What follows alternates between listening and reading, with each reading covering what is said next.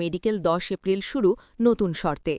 আসসালামু আলাইকুম প্রিয় দর্শক বন্ধুরা, আশা করি আপনারা সবাই ভালো আছেন এবং সুস্থ আছেন। আজকের এই ভিডিওতে আমরা এমন একটি গুরুত্বপূর্ণ আপডেট নিয়ে আলোচনা করতে যাচ্ছি, যেটির জন্য হাজার হাজার মানুষ দীর্ঘদিন ধরে অপেক্ষা করেছিলেন। বিশেষ করে যারা মালয়েশিয়া যাওয়ার জন্য প্রস্তুতি নিচ্ছেন অথবা অনেক আগে থেকেই চেষ্টা করছেন কিন্তু বিভিন্ন কারণে যেতে পারছিলেন না, তাদের জন্য আজকের এই তথ্য অত্যন্ত গুরুত্বপূর্ণ হতে যাচ্ছে। তাই ভিডিওটি শুরু থেকে শেষ পর্যন্ত মনোযোগ দিয়ে দেখার জন্য অনুরোধ রইল। এবং ভিডিওটি শুরু করার এই পর্যায়ে আপনাদের কাছে একটি ছোট্ট অনুরোধ থাকবে, আপনারা যারা এখনও আমাদের চ্যানেলটি সাবস্ক্রাইব করেননি তারা এখনই সাবস্ক্রাইব করে নিন এবং পাশে থাকা বেল আইকনটি অন করে রাখুন, যাতে মালয়েশিয়া সহ বিদেশ যাওয়ার সর্বশেষ আপডেট এবং গুরুত্বপূর্ণ তথ্য সবার আগে আপনারা পেয়ে যান এবং কোনো গুরুত্বপূর্ণ খবর মিস না হয়। বন্ধুরা, আপনারা জানেন মালয়েশিয়া বাংলাদেশের অন্যতম বড় শ্রমবাজার, যেখানে প্রতি বছর হাজার হাজার মানুষ কাজ করার সুযোগ পেয়ে থাকে এবং তাদের পরিবারের আর্থিক উন্নয়নে গুরুত্বপূর্ণ ভূমিকা রাখে।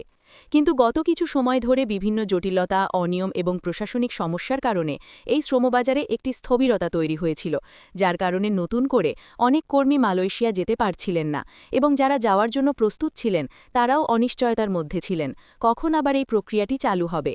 অবশেষে দীর্ঘ অপেক্ষার পর নতুন করে একটি গুরুত্বপূর্ণ আপডেট সামনে এসেছে, যেখানে বলা হচ্ছে যে আগামী 28 মার্চ থেকে মালয়েশিয়া কলিং ভিসা কার্যক্রম চালু হতে যাচ্ছে এবং 10 এপ্রিল থেকে মেডিকেল কার্যক্রম শুরু হবে নতুন শর্তে।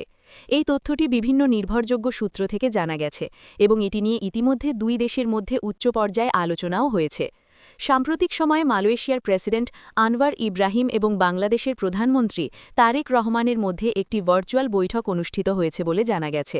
সেই বৈঠকে মূলত বাংলাদেশ থেকে মালয়েশিয়ায় কর্মী পাঠানোর পুরো প্রক্রিয়াটি নতুনভাবে সাজানো এবং নিয়ন্ত্রণের মধ্যে আনার বিষয়টি নিয়ে আলোচনা করা হয়েছে।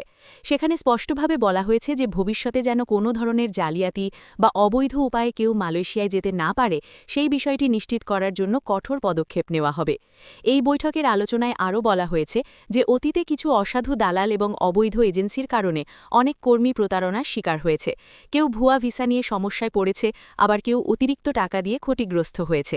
তাই এবার নতুনভাবে যখন এই কার্যক্রম শুরু করা হবে তখন পুরো বিষয়টি আরও স্বচ্ছ এবং নিয়ন্ত্রিতভাবে পরিচালনা করা হবে এবং শুধুমাত্র সরকার অনুমোদিত লাইসেন্সপ্রাপ্ত রিক্রুটিং এজেন্সির মাধ্যমেই কর্মী পাঠানো হবে।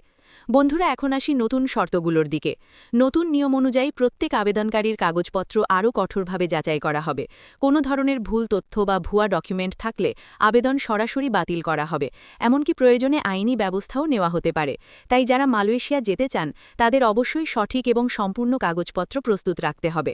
সাধারণত মালয়েশিয়া যাওয়ার জন্য যে ধাপগুলো অনুসরণ করতে হয় তার মধ্যে প্রথমে নিয়োগকর্তার কাছ থেকে কলিং লেটার পাওয়া, তারপর সেই অনুযায়ী ভিসা প্রক্রিয়া শুরু করা, এরপর নির্ধারিত মেডিকেল সেন্টারে গিয়ে স্বাস্থ্য পরীক্ষা করা এবং সবশেষে ভিসা স্ট্যাম্পিং সম্পন্ন করা।